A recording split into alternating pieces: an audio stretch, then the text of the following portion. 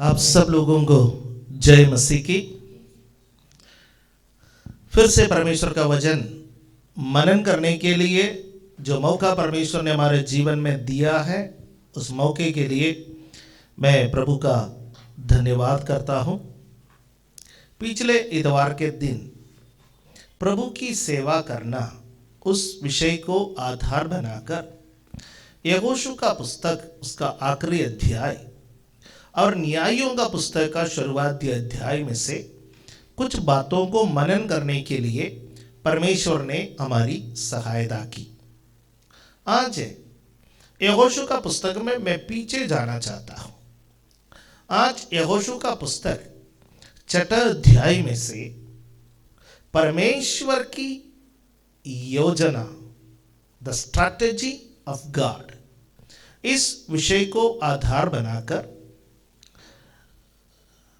परमेश्वर का वचन आपके बीच में मैं बांटने के लिए चाहता हूं।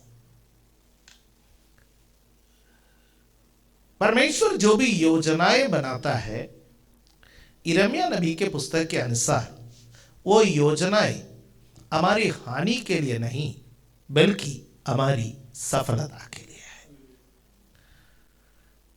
हमारा समझ में आए या ना आए, सब कुछ हमारा समझ में नहीं आता।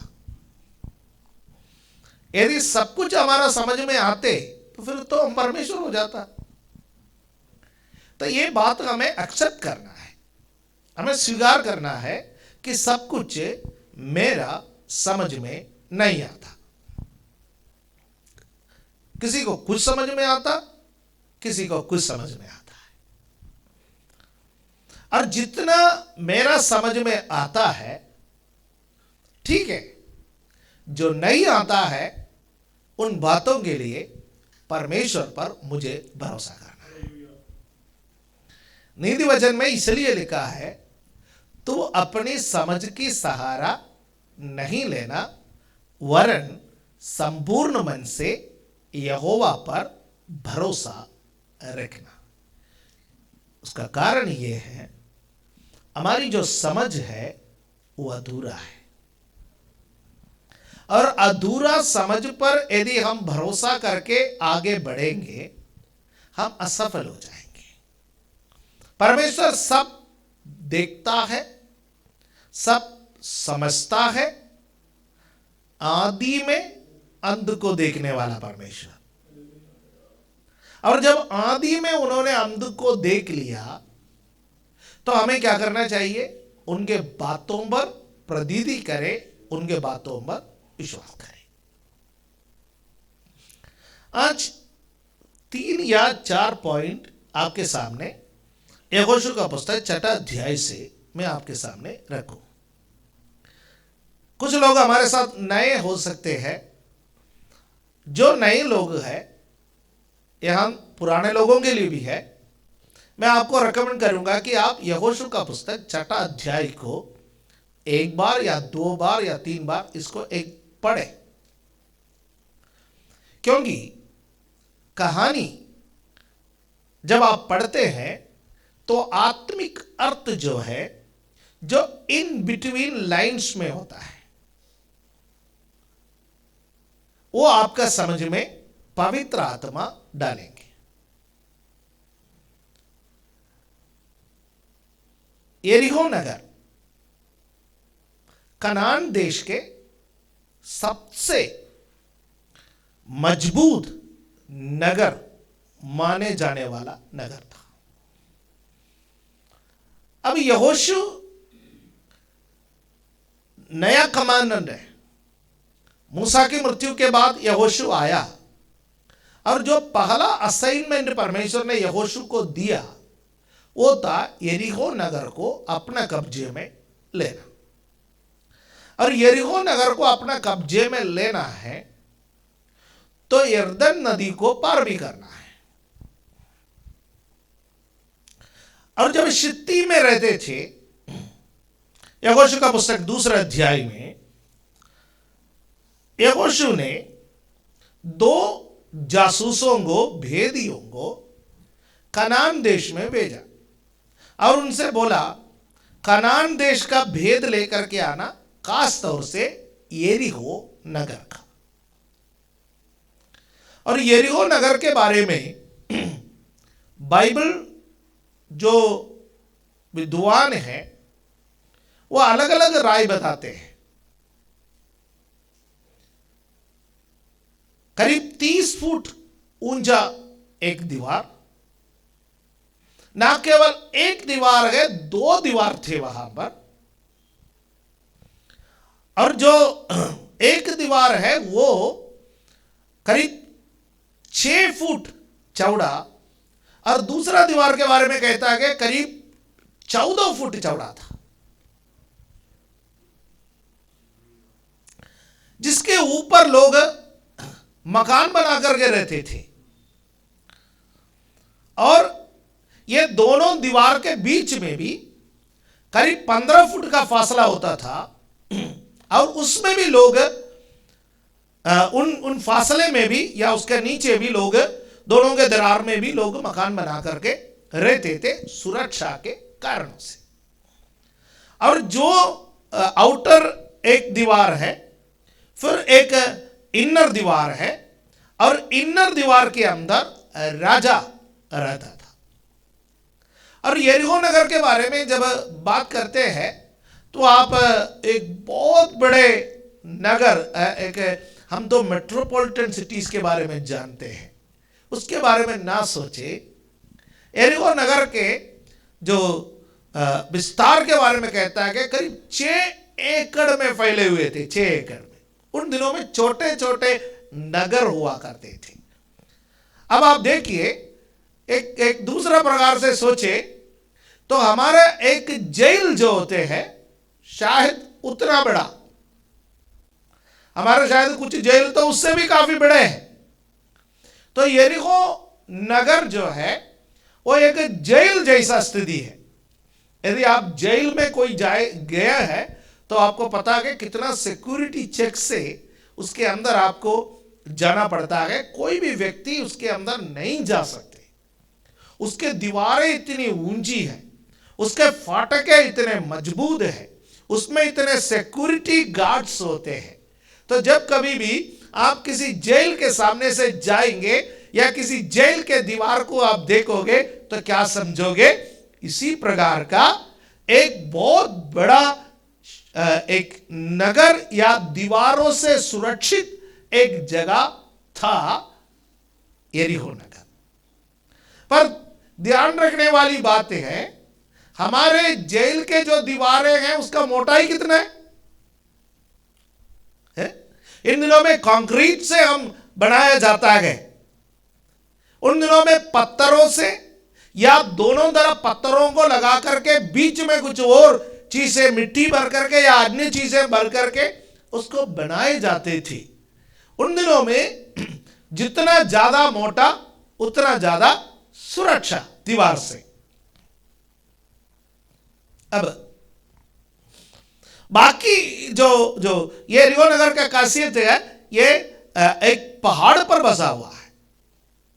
तो इस यरीहो नगर को कब्जे में लेना है तो पहले यरदन नदी पार करना, फिर पहाड़ का चढ़ाई चढ़ना, उसके बाद पहाड़ के ऊपर के 30 फुट ऊंचा दीवार को पार करके जाना या उसका फाटक को तोड़ करके जाना, जो 40 साल मरुस्थल में मरे चल करके आए हुए लोगों के लिए एक असंभव बात थी, असंभव बात थी। पर परमेश्वर ने कहा कि तुम इस नगर को सबसे पहले कब्जे में लोगे।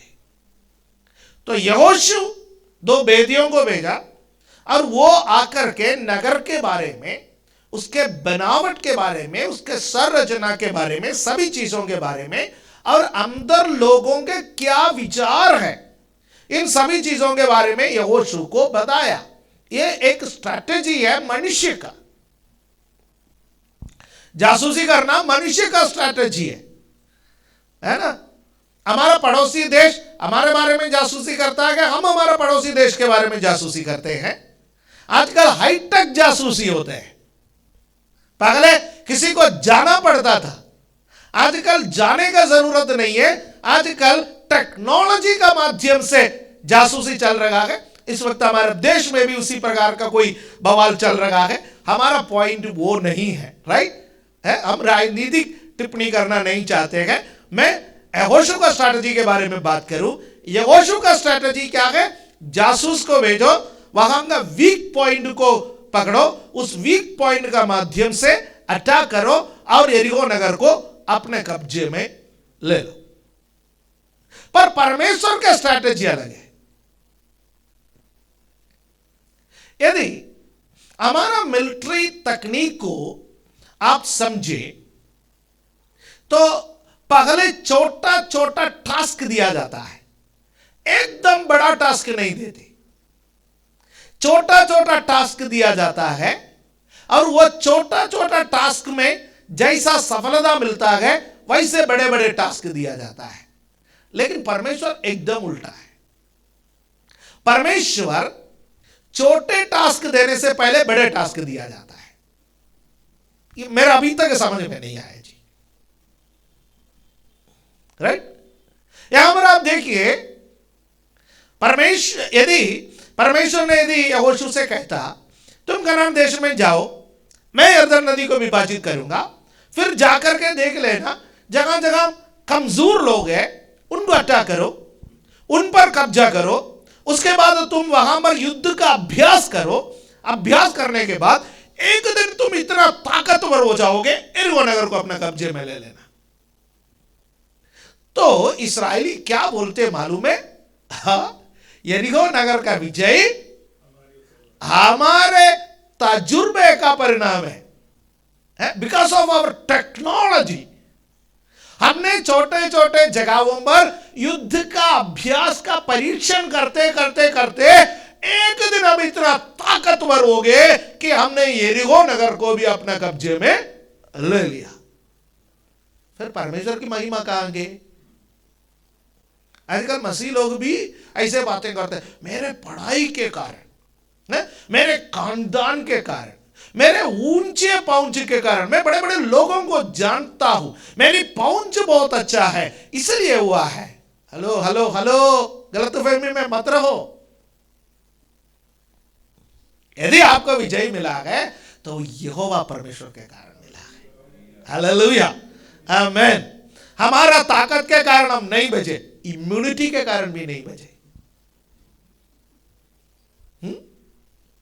हम यदि बचे हैं तो उसके सामर्थ्य के कारण, उसके ताकत के कारण हम बचे हैं। हमारा तजुर्बा इसमें कोई काम नहीं करता है।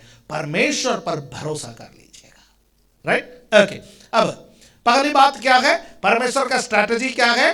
परमेश्वर को महिमा मिलने के लिए छोटे छोटे छोटे छोटे टास्क देने के बाद एक बड़ा टास्क नहीं, परमेश्वर कई बार पहले बड़ा टास्क दिया जाता है, उसके बाद व्यक्ति को कहा जाता है कि ट्रस्ट मी।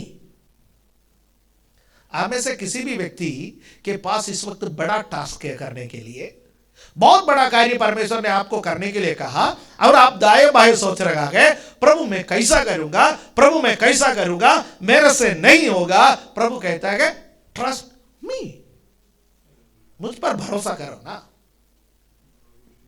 यिर्मयाह को प्रभु ने बुलाया, यिर्मयाह अधिकार दे रहा तोड़ने के लिए, नाश करने के लिए, बनाने के लिए, ये करना वो करना।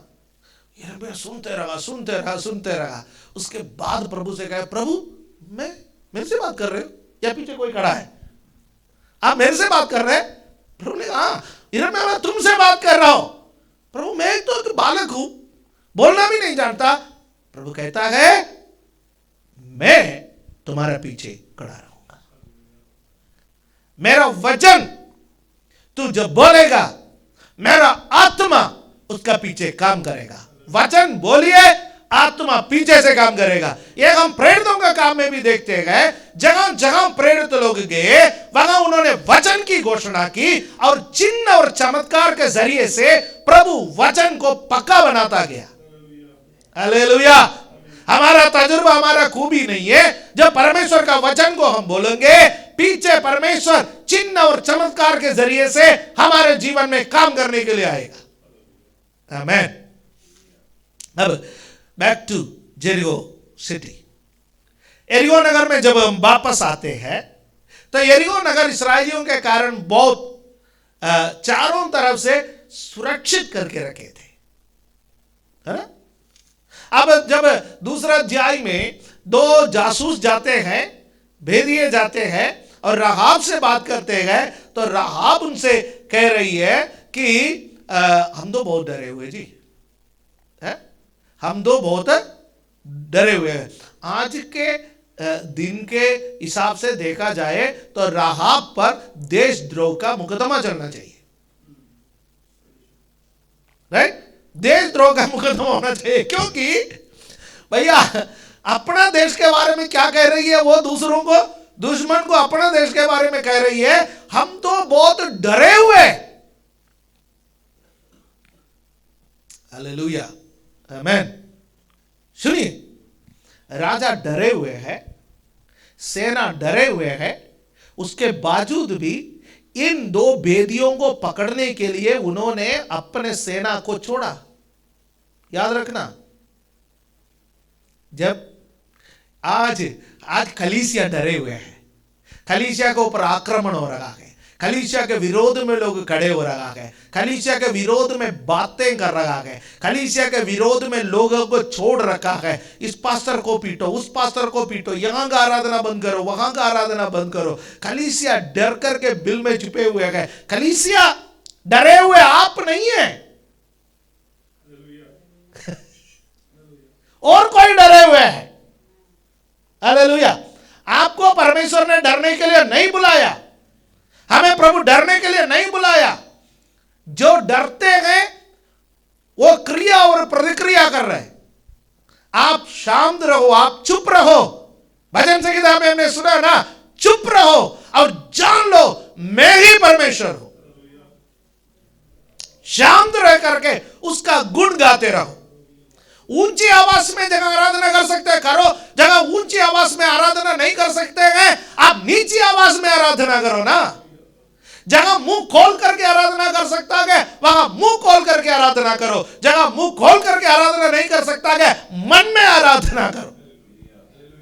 जगह इकट्ठे होकर के आराधना कर सकता है इकट्ठे होकर के आराधना करो, जगह अकेले आराधना कर सकता है वहां अकेले आराधना करो। हालेलुया। और आप परमेश्वर की महिमा को देखोगे, परमेश्वर की महिमा को देखोगे, परमेश्वर कार्य करेगा। हालेलुया। परमेश्वर के कारण लोग डरे हुए हैं, आपके और मेरे कारण नहीं, परमेश्वर के कारण लोग डरे हुए हैं, क्योंकि पिछले दिनों में परमेश्वर ने अपने लोगों के लिए अचंभित कार्य किया है। यरीहो नगर के निवासियों ने सुना। हालेलुया। इस्राएली परमेश्वर का किया हुआ कार्यों को याद नहीं कर रहा है, पर दुश्मन याद कर रहे हैं। विश्वासी भूल जाते हैं। जब कोई नया मुसीबत आ जाता है विश्वासी कहता है कि ऐसा क्यों हुआ, अब क्यों ऐसा आया, मैं तो बाइबल पढ़ता हूं, मैं तो प्रार्थना करता हूं, मैं तो प्रभु के पीछे चलता हूं, मैं तो दशमांश देता हूं, मैं तो रोज प्रभु प्रभु प्रभु कहते रहता, फिर भी मेरे जीवन में यह मुसीबत क्यों आए। हेलो हेलो, नया मुसीबत आपके जीवन में आया है, पिछले दिनों के बारे में याद करो, वहां परमेश्वर ने आपको छुड़ाया है तो अभी भी छुड़ाएंगे। हालेलुया, आमीन। इस्राएली परमेश्वर का कार्य को भूल गए, पर यरीहो निवासी परमेश्वर का कार्य को नहीं भूले। और राहाब इन जासूसों से कह रहा है वो वहां के राजाओं के साथ परमेश्वर ने जैसा जैसा व्यवहार किया हमारे कानों ने सुना। याद रखना, व्हाट्सएप नहीं था, ये वो जमाना का जहां फेसबुक नहीं था, वो जमाना का कोई टेक्नोलॉजी नहीं था, फिर भी लोगों ने सुना। हालेलुया।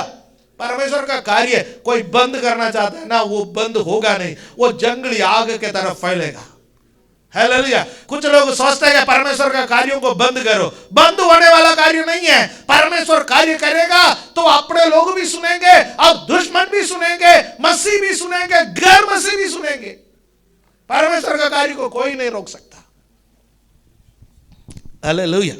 अब यहोशू ने एक युद्ध का तकनीक किया, यरीहो नगर को कब्जे में लेना।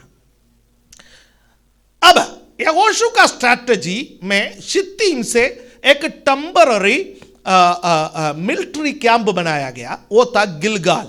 5वां अध्याय के 10वां पद में आएंगे। इस्राएल गिलगाल में रह रहा है, वहां पर फसह का पर्व को मनाया, राइट। और 11वां आयत में लिखा है फसह का पर्व के अगले दिन वे लोग उस देश के अन्न खाने लगे, और जिस दिन उस देश के अन्न खाने लगे अगले दिन मन्ना बंद हो गए। अब मन्ने की जरूरत नहीं है, परमेश्वर उनको ऐसा एक देश में पहुंचाया जिस देश में दूध और मधु की धाराएं बहते हैं। ऐसा एक देश में परमेश्वर ने उनको लेके आया, तो कनान देश के अन्न वे लोग खाने लगे। शित्तीम में रहा, जासूसों को भेजा, गिलगाल में आए, फसह का पर्व को मनाया, मन्ना समाप्त हो गए, और वहां उस देश के उपज खाने लगे। नेक्स्ट स्ट्रैटेजी है, यहोशू बैठ करके सोच रखा है यरीहो का नगर इतना बड़ा नगर है, इसको कब्जे में कैसा लेंगे।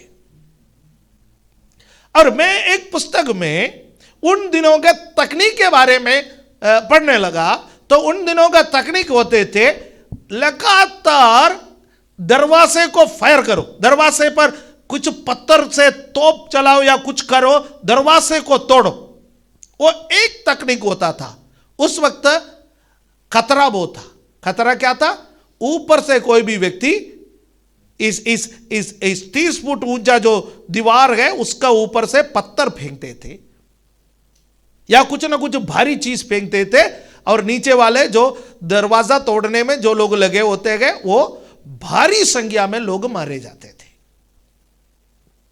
तो वो यहोशू सोचने लगा क्या मैं पत्थर को ये बड़े फाटक को तोड़ने के लिए अपना लोगों को लगा दूं? हो सकता है कि कई हजार लोग या कई सैकड़ों लोग इसमें मारे जाएंगे, लेकिन हो सकता है कि दरवाजा टूटेगा, फिर हम अंदर जा सकते हैं।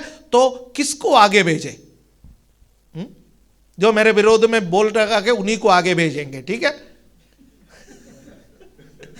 ये एक स्ट्रैटेजी है, राइट। हाँ। और दूसरा एक तरीका होता था, इस दीवार के साथ में रैंप बनाना, मिट्टी खोद करके एक साइड के डालते डालते डालते रैंप बना करके पहाड़ इसी दीवार के ऊपर चढ़ जाना। पर वहां से फिर नीचे जाने में भी विरोध का सामना करना पड़ेगा। इस दीवार से नीचे जाने के लिए उस तरफ के लोगों ने सीढ़ियां बना रखा है, क्योंकि ऊपर भी लोग रहते हैं। पर यहां रैंप बना करके जब ऊपर जाएंगे तो यहां से चढ़ करके जो लोग जाएंगे उसको खतरा होते हैं, उस समय भी बहुत सारे लोग मारे जा सकते हैं। तो मैं अनुमान लगा रहा हूं, ठीक है, बाइबल में कहीं नहीं लिखा है। ये उस वक्त के युद्ध कौशल थे, और यहोशू बैठ करके सोच रहा था कि भैया करे क्या है? कल सुबह इस्राएलियों को बोले मिट्टी खोदो, भरते जाओ, है? मिट्टी खोद के रैंप बनाते जाओ, या इस्राएलियों को बोले बड़े बड़े पत्थरों को इकट्ठा करो, पत्थरों को इकट्ठा करके कल से हम यरीहो के दरवाजे पर बड़े बड़े पत्थर फेंकेंगे और उसको किसी भी प्रकार से तोड़ने का कोशिश करेंगे। क्या करेंगे? तब यहोशू को यरीहो के निकट यहोशू थे, तो उस वक्त उसका 13वां पद में, 5वां अध्याय के 13वां पद में यहोशू दृष्टि उठा करके देखा है तो एक व्यक्ति नंगे तलवार लेकर के खड़े हुए दिखाई दिया। भैया यरीहो नगर इस्राएलियों का डर से सब बंद करके रखा हुआ है, और यहोशू को लगने लगा कि सेनापति बाहर निकल के आया है, यरीहो का सेनापति बाहर निकल करके आया है। और यहोशू डरा नहीं। कुछ लोग तलवार दे करके पीछे भाग जाता है। बीमारी से डरिए मत, गरीबी से डरिए मत, बेरोजगारी से डरिए मत, कर्जे से डरिए मत, उसका सामना करने के लिए जाइए। कुछ भी सुनते डरने वाले लोग हैं। डरने के लिए परमेश्वर ने हमें नहीं बुलाया। यहोशू को नहीं मालूम है यह कौन है। हमेशा तलवार दुश्मन का हाथ में ही नहीं, अपने लोगों का हाथ में भी होगा। और यहोशू उनके पास जाकर के पूछने लगा, हेलो, अब आए कहां से? हमारी ओर से या उनकी ओर से? हमारी ओर से या उनकी ओर से? और उस व्यक्ति ने कहा कि मैं सेनाओं का यहोवा की ओर से, मैं उसका प्रधान होकर के तुम्हारे पास आया हूं। हालेलुया, आमेन, आमेन। बाइबल विद्वान कहते हैं यह पुराने नियम में प्रभु यीशु मसीह का एक प्रकटीकरण है। राइट, आमेन। और यीशु मसीह या सेनाओं का यहोवा, परमेश्वर का नाम क्या है? सेनाओं का यहोवा। सेनाओं का यहोवा एक प्रधान बन करके वहां पर उतर आया है यहोशू के सामने। और हम देखते हैं कि वहां पर परमेश्वर आया है। कैसा पता चलता है परमेश्वर आया है? क्योंकि 15वां आयत में जिस प्रकार परमेश्वर ने मूसा को दर्शन दिया, याहवे परमेश्वर ने जब मूसा को दर्शन दिया, उस वक्त बोला था जिस स्थान पर तू खड़ा है उस स्थान पवित्र है, इसलिए अपने पैरों से जूतियां निकाल। यहोशू से भी बात करता है। हालेलुया, आमेन। जहां परमेश्वर है वहां पवित्रताई है। जहां परमेश्वर है वहां आराधना है। जहां परमेश्वर है वहां प्रणाम है। और छठा अध्याय में, और उस यहोवा ने यहोशू को स्ट्रैटेजी बताया है, योजना बनाया है। बहुत सारे लोग, आप सोच रहे होंगे, बहुत सारे लोग योजना बनाते हैं, मैं कैसा आगे बढ़ूंगा, कैसे मेरे बच्चों का भविष्य कैसा होगा, मेरे बिजनेस का भविष्य कैसा होगा, मेरे बच्चों के शादी कैसे होंगे। बहुत सारे बातों के बारे में आप योजना बना रहा है। योजना बना में कोई बुराई नहीं है, बनाते जाइए, बनाते जाइए, योजना बनाता जाइए। पर एक बात ध्यान रखना, जिस दिन परमेश्वर उतर के आपको अपना योजना बनाएंगे तो आपके सारे योजनाओं को कूड़ेदान में डालने के लिए तैयार रहिए। हालेलुया, आमेन। यहोशू को परमेश्वर के सेना के प्रधान कह रहा है, यहोशू दरवाजा तोड़ने का जो योजना है ना, कैंसिल कर दो। यहोशू ने कहा बिल्कुल कैंसिल कर लिया प्रभु जी। मिट्टी डाल करके ऊपर चढ़ने का ये योजना है ना, कैंसिल कर दो। कैंसिल कर दिया। फिर मैं करूं क्या? फिर मैं करूं क्या? और यहोवा के सेना के प्रधान यहां पर कह रहा है, मनुष्य के दृष्टि में मूर्खता सा दिखने वाला कार्य तेरे को करना है।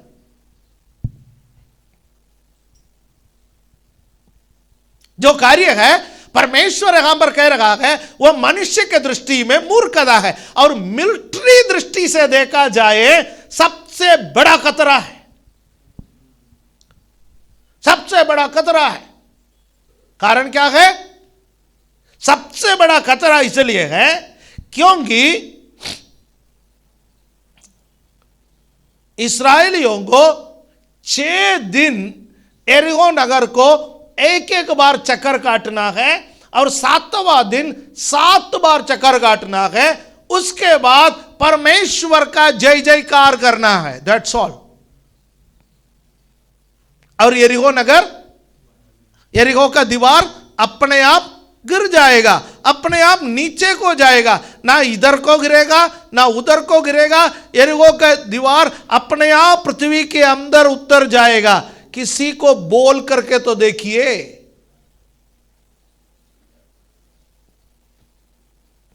मूर्खता के अलावा क्या है?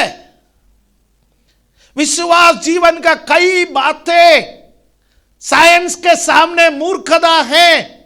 पढ़े लिखे लोगों के सामने मूर्खता है। हमारे जवान पीढ़ी को कई बातें इसलिए समझ में नहीं आता है क्योंकि वो पढ़े लिखे हैं। संसार की शिक्षा उनके अंदर घुस चुका है। आपको परमेश्वर का दर्शन की जरूरत है। जब परमेश्वर का दर्शन आपको मिलेंगे, परमेश्वर पर भरोसा करने के लिए आपका मन तैयार हो जाएंगे। हालेलुया। 3 चीजों का सख्त जरूरत है विजय प्राप्त करने के लिए। वो बता करके मैं समाप्त करूं, ठीक है? लंबा खींचना नहीं चाहता हूं, कहानी बता करके मैं लंबा खींचना नहीं चाहता हूं। एरिको नगर के ऊपर जय पाना, आपको आपके आत्मिक जीवन में जय पाना है, 3 चीजों का सख्त जरूरत है। नंबर 1, फेथ, विश्वास। इब्रानियों का पत्री पढ़ने का समय वहां पर लिखा है, विश्वास ही के कारण एरिको नगर के परिक्रमा करते हुए उन्होंने एरिको के दीवार को गिराए। राइट? परमेश्वर के बातों पर विश्वास करने के लिए आपको परमेश्वर के बातों पर भरोसा करने के लिए आपको विश्वास की जरूरत है। फेथ, विश्वास क्या है? विश्वास आशा की हुई वस्तुओं का निश्चय और अनदेखी वस्तुओं का प्रमाण है। विश्वास, अभी तक मैंने देखा नहीं पर मेरा परमेश्वर मुझे दिखाएगा। अभी तक मैंने प्राप्त नहीं किया पर मेरा परमेश्वर मुझे प्राप्त कराएगा, क्योंकि उन्होंने वायदा किया है। जो वायदा किया है वो मुकरने वाला नहीं है। जो वायदा किया है वो छोड़ करके जाने वाला नहीं है। इसलिए परमेश्वर का स्ट्रैटेजी के जरिए से जय पाना चाहते हैं तो सबसे पहले आपको विश्वास चाहिए। यहोशू ने परमेश्वर के स्ट्रैटेजी पर विश्वास किया, इस्राएलियों ने परमेश्वर के स्ट्रैटेजी पर विश्वास किया। हां, हम आपके कहे अनुसार करेंगे। हालेलुया। बाइबल जो कुछ भी बातें कहते हैं उस पर क्या आपको विश्वास है, या बाइबल के कुछ बातों पर आपको विश्वास है? मसीह लोग बहुत अच्छे हैं। आज एक सवाल पूछिए अपने आप से, क्या बाइबल के सब बातों पर आपको विश्वास है या बाइबल के कुछ बातों पर आपको विश्वास है? यदि बाइबल के कुछ बातों पर आपका विश्वास है तो वो एक सिद्ध विश्वास नहीं है। बाइबल के हर बात पर आपको विश्वास होना चाहिए। आंख बंद करके परमेश्वर के वचन पर विश्वास कर लीजिए।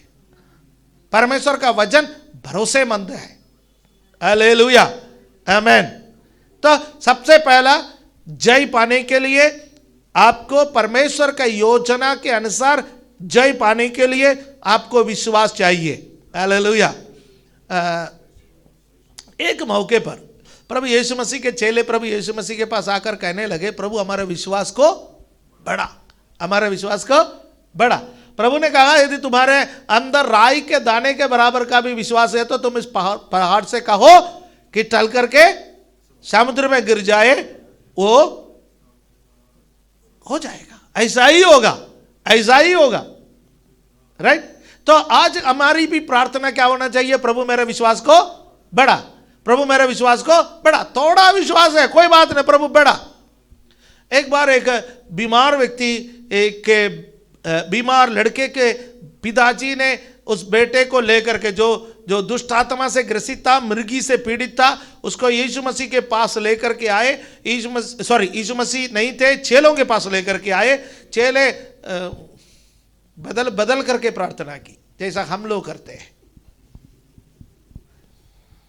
कई बार हम भी ऐसा करते हैं। थोड़ी देर में प्रार्थना कर लिया, फिर अनिल ब्रदर को दे दिया, फिर इमानुएल पास्टर को दे दिया, फिर सोनी को दे दिया, फिर राजेंद्र भाई को देते रहो, बहुत कुछ है।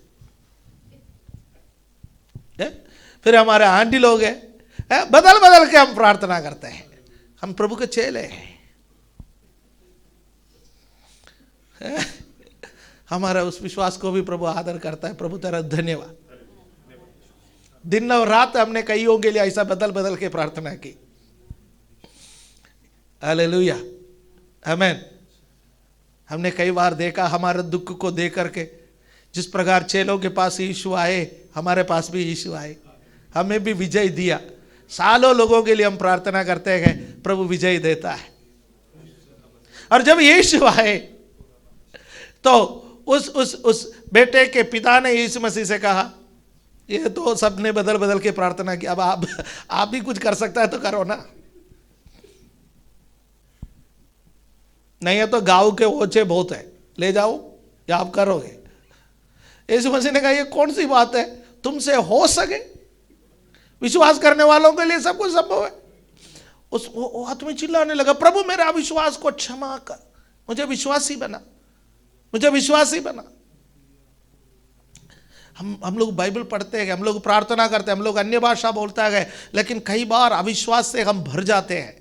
आज प्रभु के सामने कहा है, प्रभु मेरा अविश्वास को क्षमा कर, आपके हर बात पर विश्वास करने के लिए मेरी सहायता कर, हर बात पर XYZ, हालेलुया, छोटी बात को बड़ी बात को विश्वास करने में मेरी सहायता कर। तो सबसे पहले फेथ, और विश्वास काम करता है with obedience. Without obedience faith is dead.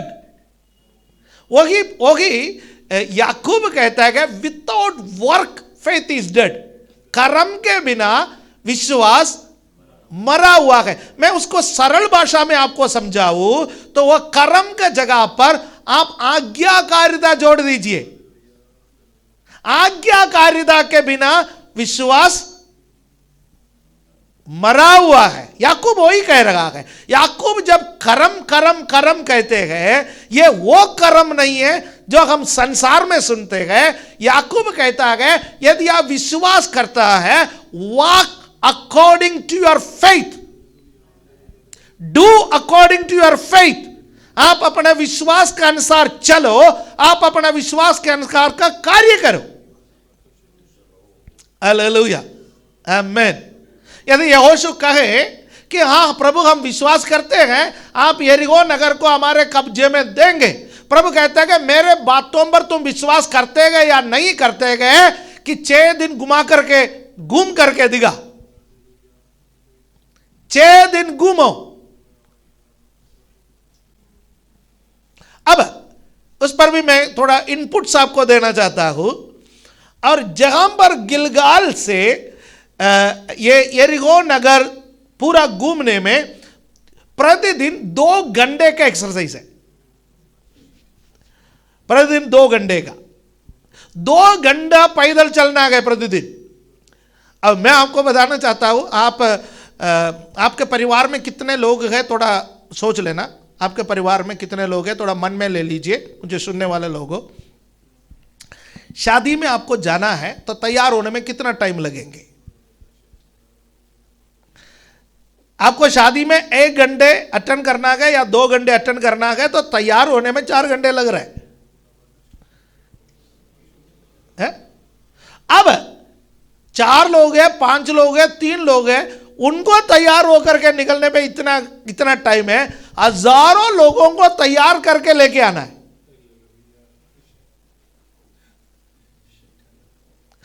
काम तो 2 घंटे का है, पर तैयारी कितने घंटे पहले से यहोशू को करना है। और इतना लोगों को ले जाना भी एक आसान बात नहीं था, ठीक है। अब 6 दिन 2 घंटे करना है, और 7वां दिन 7 बार कितने घंटे लगेंगे? एक परिक्रमा के लिए 2 घंटे तो नहीं लगता, गिलगाल से आकर के जाने में, आकर के फिर कम से कम 8 घंटे तो, सॉरी, कम से कम 6-7 घंटे तो उसमें भी लगेंगे। होल डे एक्सरसाइज है, पूरा दिन का एक्सरसाइज है, उसके बाद लड़ना भी है।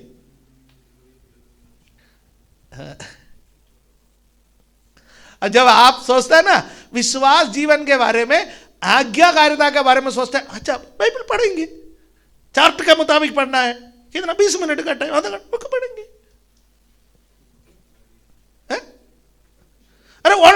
आराधना अटेंड करना है, ठीक है, मोबाइल कॉल करके बैठ जाएंगे, क्या परेशानी पड़ रहा है। इतवार का दिन आना है, ठीक है, आ जाएंगे, लेकिन पगला शिफ्ट में आएंगे, उसके बाद हम अपना काम पर जाएंगे। हमारा आज्ञाकारिता यह है, पर आप ध्यान रखिए, आज्ञाकारिता में आपका तन, आपका धन, आपका मन सब लगा सकते हो।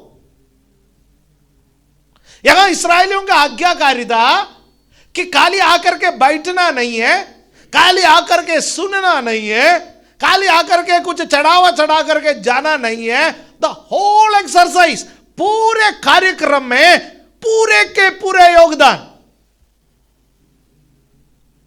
कैसे करना है वो सब उधर लिखा है, इसलिए मैंने बोला आपको पढ़े। तो फेथ प्लस ओबीडियंस, हालेलुया, आमीन। सबसे मुश्किल बात, तीसरा पॉइंट है, सबसे मुश्किल बात वो उसका 6 अध्याय का 10वां पद में लिखा है कि यहोशू लोगों से कहा, उसको थोड़ा पढ़ेंगे, 6 अध्याय का 10वां पद में, राइट। और यहोशू ने लोगों को आज्ञा दी, जब तक मैं तुम्हें जय जयकार करने की आज्ञा ना दूं तब तक जय जयकार ना करना, और ना तुम्हारी कोई शब्द सुनने में आए, ना कोई बात तुम्हारे मुंह से निकलने पाए, आज्ञा पाते ही जय जयकार करना।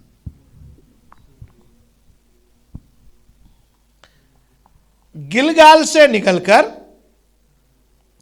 एरिको नगर का परिक्रमा करके गिलगाल में जब तक वापस नहीं जाएंगे तब तक मुंह नहीं खोलना। यहां 4 लोग जगह जमा हो जाता है, मछली मार्केट जैसा आवाज है, इसके बारे में उसके बारे में हंसी मजाक, ये वो।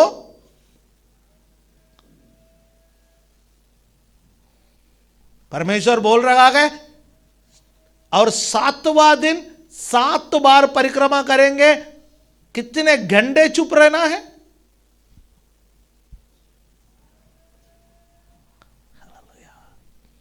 आत्मिक जीवन में अनुशासन चाहिए, it's discipline. Faith, obedience and discipline will give you the victory. Hallelujah. उसके बाद 14 बात है जय जयकार। हम तो पहली बात है जय जयकार, हमारे जय जयकार में सामर्थ्य क्यों नहीं है? हमारी आराधनाओं में, हमारी प्रार्थनाओं में सामर्थ्य क्यों नहीं है? पहली 3 बात हम भूल जाता है, 14वीं बात में एकदम चलांग।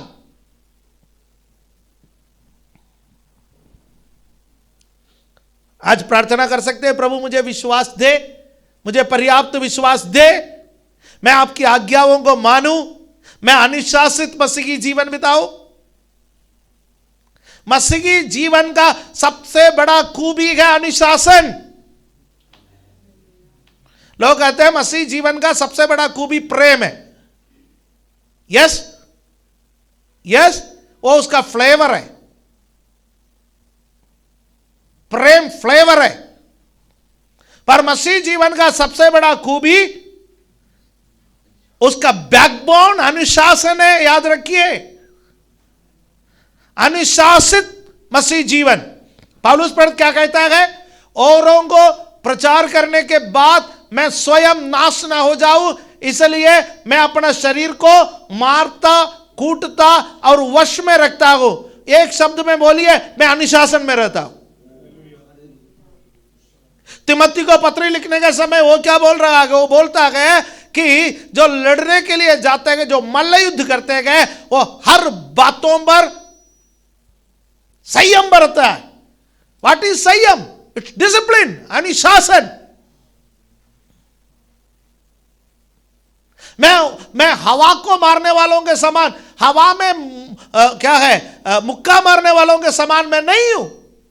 मेरा एक लक्ष्य है, अनुशासन हमारा फोर्स कामयाब क्यों है? अनुशासन। यदि फोर्स में से, सेना में से, चाहे पुलिस बल हो, चाहे आर्मी हो, एयरफोर्स हो, नेवी हो, उनमें से अनुशासन निकाल दिया जाए तो फिर क्या बचेगा? मसीही जीवन में जब अनुशासन खत्म हो जाता है तो समझ लेना मसीही जीवन खत्म। आप सफलता की ओर नहीं जा रहे। आजकल मसीही जगत में अनुशासन नहीं है। इस चर्च किसी को अनुशासित करेंगे तो पड़ोस में चर्च है, वो चर्च किसी को अनुशासित करेगा तो तीसरा चर्च है। चर्चों का क्या कोई कमी है? सब मुंह फाड़ के बैठेगा, आ जाओ जी। हम भी परेशान हैं, किसी को अनुशासित नहीं कर सकते। बाइबल हमें अनुशासित जीवन के बारे में सिखाता है। We need discipline. Hallelujah, amen, amen. कुछ मसीह लोग बहुत अनुशासित रहते हैं, बहुत अनुशासित रहते हैं। फैमिली में रहने के लिए हमें क्या चाहिए? अनुशासन। यदि हस्बैंड कहे मैं अपनी मर्जी चलूंगा, वाइफ कहे मैं अपनी मर्जी चलूंगी, बच्चे कहे हम अपनी मर्जी चलेंगे, ऐसा भी परिवार है। यदि आपको नहीं मालूम है तो मेरे साथ चलना दिखा दूंगा, बताऊंगा नहीं, बताने से सबको पता चलेंगे। सब अपने अपने रास्ते पर है, कहीं नहीं पहुंच रहा है। जब परिवार अनुशासित रहेंगे आशीष पाएंगे, कलीसिया अनुशासित रहेंगे आशीष पाएंगे, व्यक्ति अनुशासित रहेंगे आशीष पाएंगे। हालेलुया, आमेन। तो व्हाट इज गॉड स्ट्रैटेजी? परमेश्वर का योजना क्या है? बड़े बड़े किलाओं को नीचे गिराने के लिए, ऊंचे गढ़ों को नीचे गिराने के लिए, बड़े बड़े बाधाओं को नीचे गिराने के लिए विश्वास, आज्ञाकारिता और अनुशासन और जय जयकार। फिर से मन में लिख दीजिए इसको। हालेलुया, आमीन। अब लोगों के लिए बहुत बहुत सहूलियतें हैं। यदि ये प्रचार को बाद में भी ढूंढना चाहते हैं तो यूट्यूब में मिलेंगे, तो इसमें से आप ढूंढ सकता है। और मेरे लिए बड़ा मुश्किल है, 4 प्रचार एक समान करेंगे तो फिर लोग बोलेगा कि वाह पास्टर जी के पास कोई विषय रहा नहीं। यूट्यूब कई बार हमारे लिए प्रॉब्लम का कारण है, लेकिन वो एक वरदान है, कोई प्रॉब्लम नहीं है? मैं भी कई परमेश्वर के दासों को प्रचार सुनता हूं, एक प्रचार को अलग अलग तरीके से अलग अलग जगहों में करते हैं, तो फिर मैं सोचता हूं पास्टर जी ऐसा क्यों कर रहे हैं? अब मुझे समझ में आ गया क्यों कर रहे हैं। जब रिकॉर्ड हो जाता है तो लोग फिर उसको वापस ले करके सुनते हैं, राइट? और परमेश्वर ने एक बहुत बड़ा विजय इस्राएलियों का जीवन में दिया है। आपके और मेरे जीवन में परमेश्वर क्या देंगे?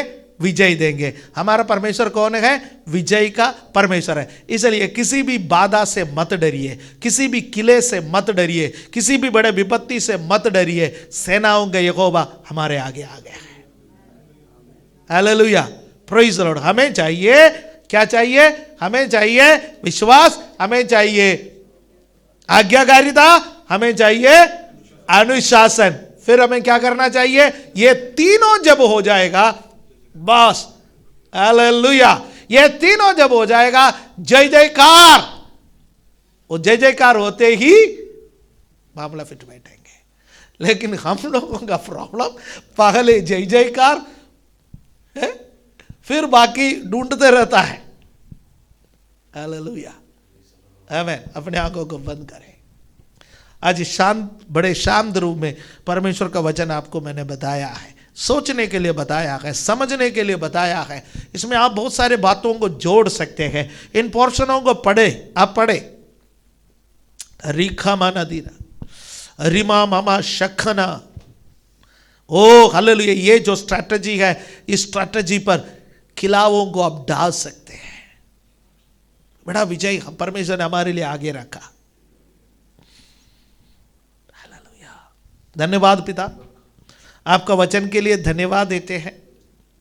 जो प्रभु सालों पहले, सदियों पहले घटा हुआ घटनाएं हैं, आश्चर्यकर्में हैं, जब हम पढ़ते हैं, मनन करते हैं, आज भी आप उन घटनाओं से हमसे बातें करते हैं। थैंक यू लॉर्ड, धन्यवाद प्रभु, आप बातें करने के लिए धन्यवाद। हमें विश्वास का मालिक बना दे, विश्वासी बना दे, हमें आज्ञाकारी बना दे, हमें अनुशासित बना दे, हमें और जय जयकार करने वाला हमें बना दे, ताकि हम हमारे जीवन में बड़े बड़े विजय को हासिल कर सके। ये वचन हम सबको विश्वास जीवन में मजबूत करे, इसके लिए हम प्रार्थना करते हैं। धन्यवाद के साथ ये प्रार्थना प्रभु यीशु मसीह के पवित्र नाम से मांगने का समय सुनो और कबूल करो हमारे स्वर्गीय पिता, आमीन।